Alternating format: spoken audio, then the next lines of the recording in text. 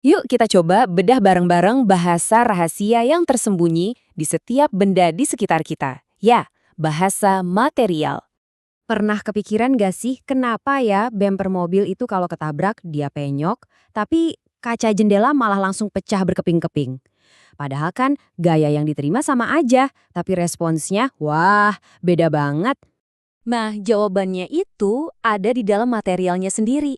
Ada yang namanya sifat mekanis. Anggap aja ini semacam bahasa yang dipakai para insinyur buat nebak gimana suatu benda bakal bereaksi kalau kena tekanan. Oke, kita mulai dari sini ya. Gimana caranya merancang sesuatu biar nggak gampang patah? Kuncinya kita harus paham dulu nih gaya-gaya tak kasat mata yang bikin material itu tetap utuh. Dan alat andalan para ilmuwan material buat ngobrol sama si material ini adalah uji tarik. Kelihatannya simple, tapi hasilnya luar biasa.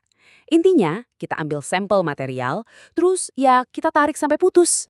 Selama proses tarik-menarik tadi, ada dua hal penting yang kita ukur. Yang pertama itu tegangan atau stres, anggap aja ini beban internal yang dirasain sama materialnya. Terus yang kedua ada regangan atau strain. Nah, ini efeknya, seberapa melar si material itu sebagai responsnya. Oke, bayangin di awal-awal pengujian. Pas kita baru mulai narik dikit, materialnya bakal melar secara proporsional. Ini namanya daerah elastis. Kalau tarikannya kita lepas, dia bakal balik lagi ke bentuk semula. Persis plek-ketiplek kayak karet gelang. Jadi belum ada kerusakan permanen sama sekali.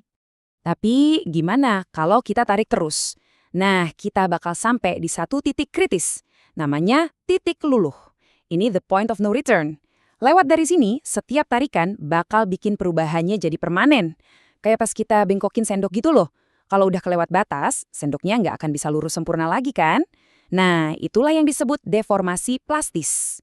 Setelah melewati titik luluh, kita tarik terus. Materialnya masih kuat loh. Dia masih terus nahan beban sampai akhirnya nyampe di puncaknya. Nah, puncak inilah yang kita sebut kekuatan tarik puncak. Ini titik di mana dia paling kuat nahan beban. Tapi setelah itu, kekuatannya mulai turun sampai akhirnya krek, patah. Kalau kita lihat keseluruhan kurva tadi, luas area di bawahnya itu punya cerita penting banget. Cerita tentang ketangguhan atau toughness.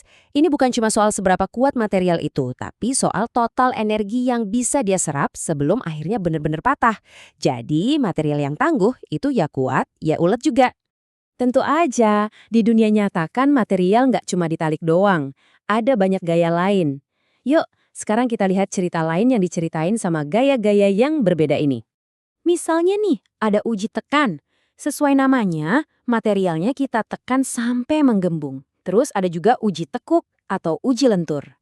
Nah, tes yang satu ini penting banget buat material-material getas kayak keramik atau beton. Kenapa?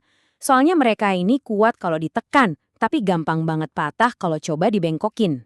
Lalu ada juga tes yang paling simpel, namanya uji kekerasan. Gampangnya kita cuma coba bikin penyok di permukaan materialnya. Salah satu alatnya ya Rockwell ini. Dia ngukur sedalam apa sih ujung alatnya bisa nancep. Dari sini kita bisa dapat gambaran cepat soal seberapa tahan material itu sama goresan atau aus. Tapi jangan salah. Kerusakan atau kegagalan itu nggak selalu kejadiannya instan loh. Kadang-kadang material itu bisa capek juga seiring waktu. Penasaran kan gimana ceritanya? Yuk kita bahas. Nah, ini dia konsep yang namanya kelelahan atau fatigue. Pernah nggak sih matahin klip kertas dengan cara dibengkok-bengkokin terus? Nah, itu dia. Itu persis contoh kegagalan karena kelelahan. Beban yang berulang-ulang, walaupun kelihatannya sepele, bisa bikin retakan kecil muncul, terus tumbuh, sampai akhirnya materialnya gagal total. Dan kalau kita lihat di bawah mikroskop, wah buktinya jelas banget. Permukaan patahan karena fatigue ini punya pola yang khas banget namanya tanda pantai atau beach marks. Tiap garis ini kayak cincin di batang pohon loh. Masing-masing nunjukin gimana si retakan ini merambat dikit-dikit setiap kali kena beban. Sampai akhirnya putus. Semua ini ngebawa kita ke satu perbedaan yang paling mendasar soal gimana material itu bisa rusak. Karena ternyata cara material patah itu beda-beda. Dan gak semuanya sama. Pertanyaannya, emang ada ya patahan yang baik? Aneh kan kedengerannya? Tapi di dunia teknik jawabannya ada. Patahan yang baik itu yang ngasih kita peringatan dulu. Nah, yang bahaya itu yang tiba-tiba, tanpa aba-aba, dan akibatnya bisa fatal banget. Coba lihat perbandingannya. Di kiri ini patahan ulet atau ductile. Lihat deh, ada kayak lesung pipit kecil-kecil gitu. Itu tandanya materialnya sempat melar dan berubah bentuk dulu sebelum patah. Ini peringatannya. Nah, yang di kanan itu patahan getas atau brittle. Patahannya bersih, berbutir, dan kejadiannya tiba-tiba.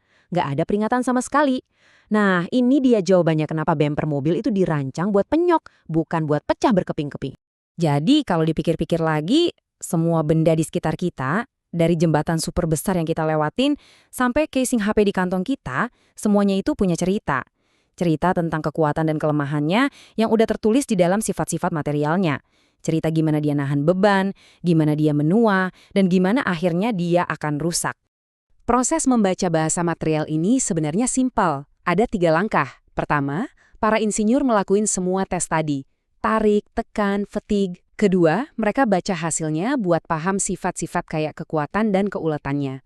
Dan yang ketiga, ilmu inilah yang mereka pakai buat ngerancang dunia di sekitar kita jadi tempat yang aman dan bisa diandalkan. Jadi lain kali kalau kamu lihat ada sesuatu yang penyok tapi nggak pecah, atau bengkok tapi nggak patah, coba deh berhenti sejenak dan pikirin, kira-kira cerita apa sih yang lagi coba disampaikan sama material itu ke kamu?